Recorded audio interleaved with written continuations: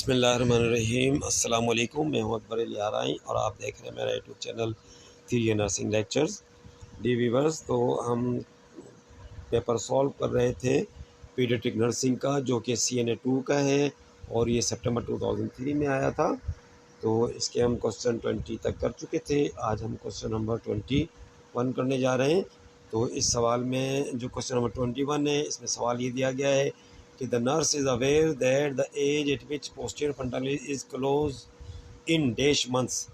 कि जो पोस्टीरियर फंटानली है, जो आपको तस्वीर में नज़र आ रहा होगा, ये कितने महीनों में जो है बंद होता है। तो यहाँ पर आंसर जो दिए गए हैं 4 to 6, बी में 6 to 8, सी में 8 to 10 और डी में 10 to 12। तो एक्चुअली यहाँ पे जो सवाल दिया गया है, उस सवाल में मंथ लिख दिया गया है। इसका जो है होना चाहिए था वैसे वीक, यहाँ पर मंथ के बजाय आप वीक समझिएगा। और फिर जब वीक की बात करते हैं तो हमारा बी आंसर जो है, जो कि मैंने देखिए पेन से लिखा हुआ है कि 6 to 8 वीक्स, या अगर मंथ की बात होती तो इनको 1 और 2 मंथ देना चाहिए था। तो यहाँ पर ये प्रूफ रीडिंग की गलती है, ठीक है, उसकी वजह से ऐसा हुआ है। तो आप याद रखिए कि मंथ के लिहाज से अगर बात होगी तो 1 to 2 मंथ्स में पोस्टीरियर फंटानली क्लोज होता है, और अगर वीक की बात करें तो 6 to 8 वीक्स। तो इसको आप करेक्ट कर लीजिएगा।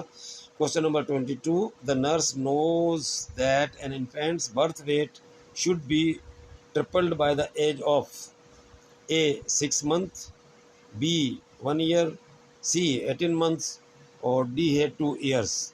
तो सवाल यहाँ पर ये किया गया था कि एक नर्स को मालूम है कि बच्चे का, यानी कि इन्फेंट का जो वेट है 3 टाइम्स हो जाता है किस एज में। तो इसका करेक्ट आंसर है 1 ईयर।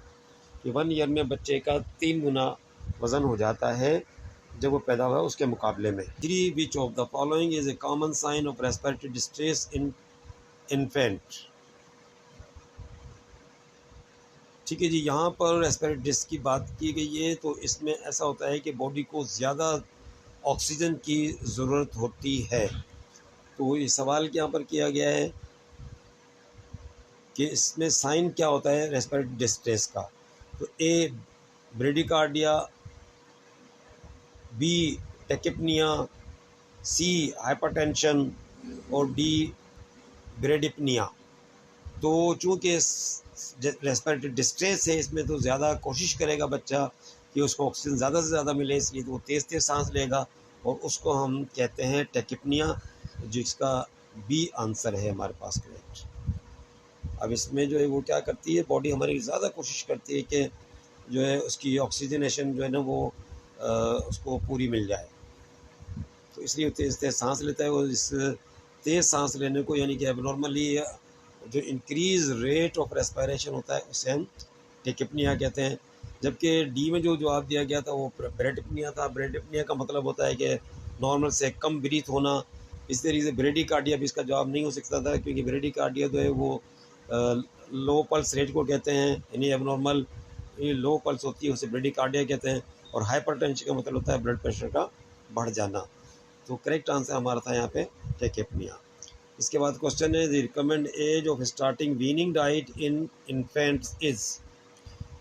कि बच्चों में जो है, इन्फेंट्स में जो वीनिंग डाइट है, यानी ऊपर की जो ग़िज़ा देना, किस महीने से शुरू करते हैं। तो जवाब इसके दिए गए हैं, A 2 months, B 4 months, C 6 month, D 8 months. तो इसका करेक्ट आंसर है 6 मंथ्स।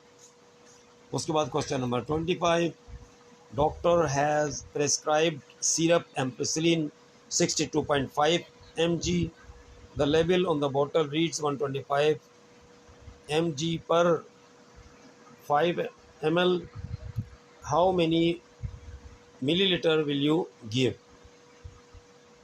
जी, तो इसमें जो हमें सवाल ये दिया गया है, और ये सवाल जो है डोसेज कैलकुलेशन का है, जिससे आप मेरी वीडियोस हैं डोसेज कैलकुलेशन की, आप प्ले लिस्ट में जाएंगे तो वहाँ पे डोसेज कैलकुलेशन पे क्लिक करेंगे तो वहाँ पर आपको ये डोसेज कैलकुलेशन की वीडियो मिल जाएंगी। इसके अलावा सिंध पब्लिक सर्विस कमीशन के जो वीडियोस हैं उनमें भी इसका जवाब आपको मिल जाएगा। चलें, फ़िलहाल हम यहाँ पर डिस्कस करते हैं कि डॉक्टर ने डिस्क्राइब किया एम्पिसिलिन सिरप 62.5 mg, जबकि बोतल जो है उस पर लिखा हुआ है कि 125 mg पर 5 ml। तो यहाँ डॉक्टर ऑर्डर क्या है हमारे पास 62.5 mg। अब जाहिर है डॉक्टर ने तो ये लिखा है, लेकिन हमें तो देना है मिलीलीटर में, तो मिलीलीटर में कितना देंगे। अब यहाँ पर देखें 5 ml में 125 mg है, लेकिन अब हम कैसे हिसाब लगाएं कि भाई 62.5 mg में कितना ml बनता है। तो उसके लिए मेरी वीडियो आपको देखना लाजमी है। इंशाल्लाह ताला आपको ज़िंदगी में कभी प्रॉब्लम नहीं होगी किसी भी मरहले पर। तो ये इम्पोर्टेंस में आपको याद दिला रहा था मेरी वीडियोस की, कि उसको आप अगर देख लेते हैं, उसमें तरीक़ेकार सीख लेते हैं, तो कोई भी क्वांटिटीज़ दे दी गई हो इंशाल्लाह आप एक्यूरेट जवाब निकाल लेंगे। तो यहाँ पर मैं सिंपल बता देता हूँ आपको कि चूँकि हमारे पास सिरप जो है जो दिया गया है उसमें 5 ml में 125 mg आता है, लेकिन डॉक्टर ने 62.5 mg दिया है। तो 65 mg जो है वो हाफ है 125। ठीक है जी। तो इस तरीके से यहाँ पर जो जवाब दिए गए हैं उनमें ए में 0.5 ml दिया गया है, बी में 2 ml दिया गया है, सी में 2.5 ml दिया गया है और डी में 3 ml दिया गया है। तो इसका करेक्ट आंसर हमारा है सी 2.5 ml, क्योंकि 125 mg है 5 ml में, तो 5 को अगर आप आधा करें तो 2.5 ml ही बनेगा, और 125 को आधा करेंगे तो 62.5 mg बनेगा। तो करेक्ट आंसर हमारा हुआ सी 2.5 ml। इसके बाद क्वेश्चन नंबर 26 भी इसी नोयत का हमें सवाल दिया गया है, वही डोसेज कैलकुलेशन का सवाल है। अगर आपने वीडियो देख ली आराम से कर लेंगे। तो क्वेश्चन नंबर 26 में doctor order syrup paracetamol 150 milligram पर पीओ का मतलब होता है पर ओरल एवरी 8 आवर्ली, हर 8 घंटे बाद देना है 150 milligram. Syrup available in pharmacy 250 milligram पर 5 ml, how many millilitre will you give.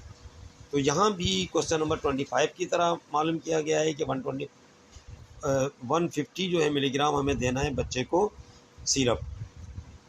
तो अब यहाँ पे देखें हमारे पास, हम ये देखेंगे कि 250 मिलीग्राम कितने ml में आ रहा है। तो यहाँ पर आप नोट करें कि 1 ml में 50 मिलीग्राम बन रहा है। तो 1 ml में अगर 50 मिलीग्राम बन रहा है तो 2 में 100 होगा, और 3 ml में जो है 150 हो जाएगा। तो हमारा करेक्ट आंसर है B 3 ml। Question number 27, a condition is characterised by a congenital absence और मेलफॉर्मेशन ऑफ द एनस। अब ये कंडीशन का नाम पूछना चाह रहे हैं आपसे सवाल में। तो ए दिया हुआ है Harsh spring disease, B imperforate anus, सी इंटरसेशन और डी पाइलोरिक स्टेनोसिस। तो इसका करेक्ट आंसर है हमारा इम्परफोरेट एनस। अब यहाँ पर सवाल समझिएगा, उसके बाद आपको आंसर की बात समझ में आ जाएगी कि कंजेनिटल एब्सेंस से या मेल फॉर्मेशन है एनस की। एनस कहते हैं वो जगह जहाँ पर से कि स्टूल हमारी बॉडी से बाहर आता है। अब अगर कंजेनिटल का मतलब होता है पैदाइशी तौर पे ही वो एब्सेंस हो, यानी कि बंद हो, सुराख ही ना हो उधर, या उसकी मेल फॉर्मेशन हो यानी कि वो मांस पर जो है वो तंग है, पूरी तरह से खुला नहीं है, तो इसे हम इम्परफोरेटेबल या इम्परफोरेट एनस का नाम देते हैं। इसके बाद है question number 28, treatment of choice for an inguinal hernia is. अच्छा, ये सवाल देखिए रिपीट हुआ है यहाँ पर, इससे पहले भी सवाल था, उसमें antibiotic, bed rest, surgical repair और डी पेन मैनेजमेंट दिया था। तो इसका सही आंसर है हमारा सर्जिकल रिपेयर, जो कि पहले भी इस तपा के से ये पिछली वीडियो में भी हमने देखा था, तो कोई क्वेश्चन दिया था ये। उसके बाद है pylorus stenosis as a condition characterised by, तो ये सवाल भी यहाँ पर रिपीट हुआ है। ठीक है जी, इसमें ये करेक्ट आंसर है हमारा नैरोइंग ऑफ द पाइलोरस, और इसमें जो ए में ऑप्शन था वो नैरोइंग ऑफ इसोफिगस है, तो नैरोइंग ऑफ इसोफिगस नहीं होता।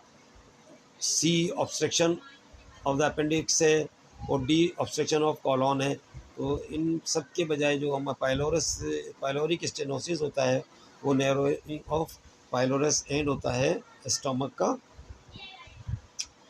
Question number 30, which of the following is not a symptom of intestinal obstruction. इनमें से कौन सी चीज़ जो है वो इंटेस्टाइनल ऑब्स्ट्रक्शन का सिम्टम नहीं है। तो फिर इंटेस्टाइनल ऑब्स्ट्रक्शन के बारे में बात है कि जिसमें हमारी क्या होता है जो बाउल मूवमेंट होती है वो रुक जाती है। तो यहाँ पर अब देखें हमें क्या जवाब दिए गए हैं। ए एब्डोमिनल पेन, तो ज़ाहिर इंटेस्टाइनल ऑब्स्ट्रक्शन होगी तो पेन भी होगा। बी नोज़िया एंड वोमिटिंग, जब हमारे इंटेस्टाइनल ऑब्स्ट्रक्शन है, मूवमेंट जो है और जो पेरिस्टाल्टिक मूवमेंट है रुक जाती है, तो उस वक्त में क्या होगा कि जो कुछ हमने खाया पिया होगा या मज़ीद हम खाएंगे तो वो वापस हमें रिगर्जिटेट होगा, मुंह से वापस निकलेगा, या हमें मुचली महसूस होगी या उल्टी हो जाएगी। तो ये भी जो है वो सिम्टम होता है इंटेस्टाइनल ऑब्स्ट्रक्शन का। सी कॉन्स्टिपेशन, तो डेफिनेटली कॉन्स्टिपेशन होगी कि स्टूल पास ही नहीं होगा। तो करेक्ट आंसर इसका है वो है फ्रीक्वेंट बाउल मूवमेंट। तो ये सिम्टम नहीं है इंटेस्टाइनल ऑब्स्ट्रक्शन का, क्योंकि फ्रीक्वेंट बाउल मूवमेंट जो है वो डायरिया वगैरह में होती है। तो ये थे हमारे 30 क्वेश्चंस। ठीक है, नेक्स्ट वीडियो हमारी होगी जो कि ट्रू फॉल्स के बारे में है, तो इसके अंदर हम ट्रू फॉल्स पर डिस्कस करेंगे। यहाँ तक अगर कोई आपको चीज़ मालूम करनी हो तो आप कमेंट्स में वीडियो के सवाल कर सकते हैं। मिलते हैं नेक्स्ट वीडियो में। अगर अभी तक आपने चैनल सब्सक्राइब नहीं किया है तो काइंडली चैनल सब्सक्राइब कर लें और दूसरों के साथ शेयर भी करें ताकि उन्हें भी मेरे आने वाली वीडियो मिलती रहें। मिलते हैं नेक्स्ट वीडियो में, उस वक्त तक के लिए अल्लाह हाफ़िज़।